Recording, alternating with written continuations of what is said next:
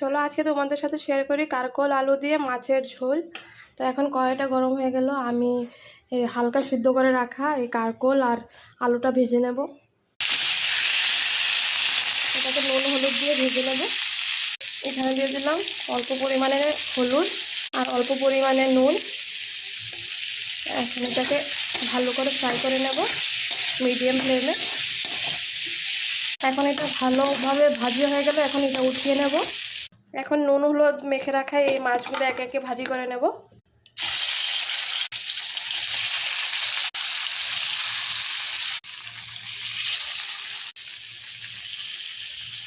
নিলাম মাছগুলোকে, এখন উঠিয়ে নেব। হালকা একটু তেল দিয়ে দেব। এখন কেটে রাখা পেঁয়াজ দিয়ে দেব, কেটে রাখা টমেটোটা দিয়ে দেব।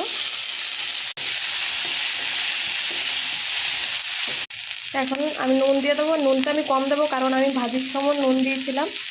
একটু হলুদের গুঁড়ো দেব, ধনে আর জিরে গুঁড়ো, একদম অল্প পরিমাণে গুঁড়ো লঙ্কা। এখন ভালো করে মিক্স করে নেব। এখন ভাজি করে রাখা সবজিটা দিয়ে দেব, ভালো করে মিক্স করে নেব।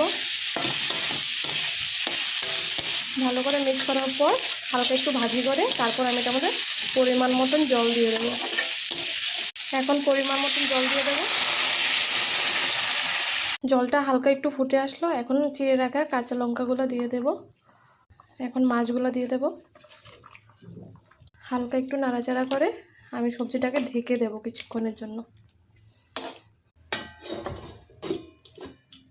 সবজিটা ফুটে গেল, এখন আমি ঘরে বানানো একটু গরম মশলা দিয়ে দিলাম, আর এটা থেকে টেস্টটা অনেকটা ভালো হয়। আর যদি এই গরম মশলার রেসিপিটা জানতে চাও অবশ্যই কমেন্ট সেকশনে বলবে, আমি শেয়ার করব। তো সবজিটা হয়ে গেল, এখন নামিয়ে নেব।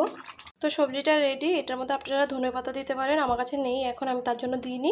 তো আজকের রেসিপিটা কেমন লাগলো অবশ্যই জানাবেন। যদি ভালো লাগে লাইক শেয়ার কমেন্ট অবশ্যই করবেন।